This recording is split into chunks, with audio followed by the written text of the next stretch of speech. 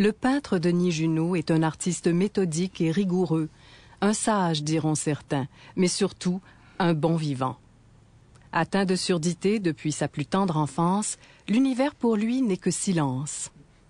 Selon son épouse, Réjeanne Lajoie, c'est ce qui lui donne une capacité de concentration hors du commun. Les Prix du Québec, en collaboration avec Hydro-Québec, sont fiers de vous présenter M. Denis Junot, lauréat 2008 du prix Paul-Émile Bordua pour les arts visuels. Il a connu près de 50 ans, satisfait de moi-même. Si pas réussi, la solution, c'est pas réussi, on recommence. On va faire une autre expérience, puis retrouver une solution. Et si je ne suis pas satisfait d'une forme, on recommence une autre table. On recommence un autre moment, tout le temps.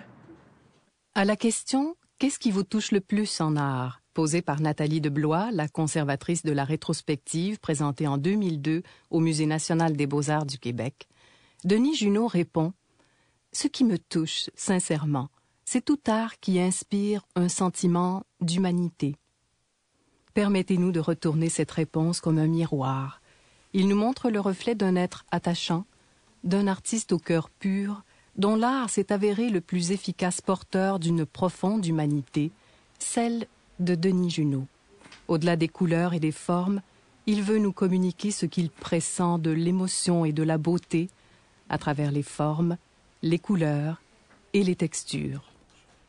Le parcours artistique de Denis Junot couvre une part importante de l'histoire contemporaine de la peinture au Québec.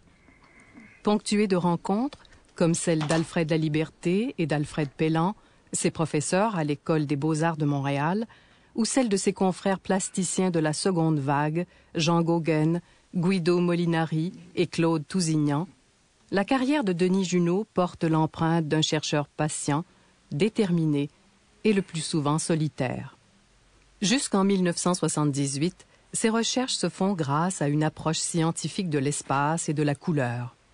L'abstraction géométrique dont il se réclame à l'époque emprunte pour lui la voie de la science moléculaire, de l'astronomie ou de la physique. Il déconstruit les plans par de complexes systèmes géométriques et il permet aux couleurs d'être des éléments en vibration ou en tension, jouant ainsi sur les effets optiques de la persistance rétinienne. Il investigue alors patiemment la conception de la direction de l'espace et ce qui se produit au point de jonction d'éléments qui s'opposent ou se juxtaposent. Le noir et le blanc, côte à côte, se repoussent, s'excluent l'un l'autre, alors que le rouge et le jaune vibrent et initient une énergie, un dynamisme. Reconnu comme une figure essentielle de l'abstraction géométrique au Québec, le peintre Denis Junot a pris un autre chemin depuis le début des années 80. La transparence des couleurs, une certaine spontanéité, l'apport de la lumière et une touche ludique dans le dessin contrastent avec les recherches plus formelles de la production des 30 premières années.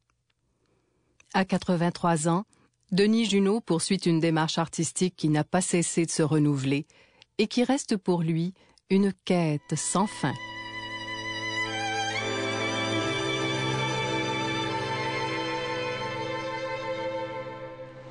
Le plus difficile, c'est de moi de pêcher. Très difficile.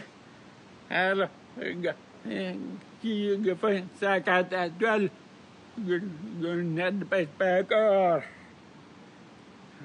D'expérience, développer une théorie, il faut développer un explorateur. Il n'arrive pas à dépasser ce qu'il voudrait. Il travaille depuis si longtemps, il n'est jamais vraiment satisfait. Il veut toujours se dépasser.